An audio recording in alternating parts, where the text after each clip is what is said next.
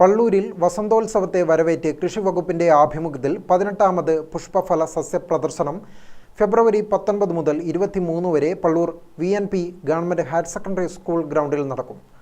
Flower ഷോയുടെ ഉദ്ഘാടനം 19-ന് വൈകുന്നേരം 5 മണിക്ക് പുതുച്ചേരി മുഖ്യമന്ത്രി N. രംഗസ്വാമി നിർവഹിക്കുമെന്ന് സംഘാടകർ തലശ്ശേരിയിൽ വാർത്താസമ്മേളനത്തിൽ അറിയിച്ചു. 8 വർഷത്തെ ഇടവേളയ്ക്ക് ശേഷമാണ് പുഷ്പഫല സസ്യ പ്രദർശനം ഒരുക്കുന്നതെന്നും സംഘാടകർ അറിയിച്ചു.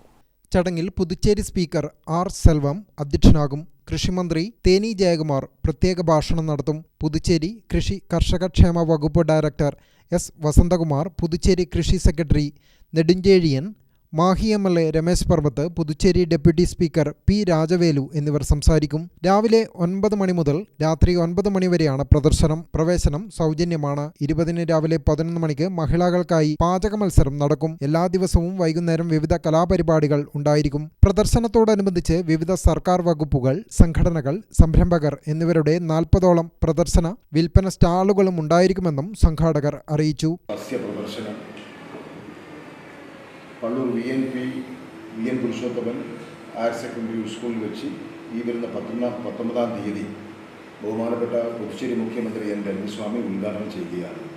ബഹുമാനപ്പെട്ട അഗ്രികൾച്ചർ മിനിസ്റ്റർ തേനി ജയകുമാറും ബഹുമാനപ്പെട്ട സ്പീക്കർ സെൽവം, ഡെപ്യൂട്ടി സ്പീക്കർ തുടങ്ങിയവർ ആ വലിയ പരിപാടിയിൽ സംബന്ധിക്കുന്നതാണ്. 18ാമത് സസ്യഫല പുഷ്പ പ്രദർശനമാണ് മാഹിയിൽ അരങ്ങേറുന്നത്.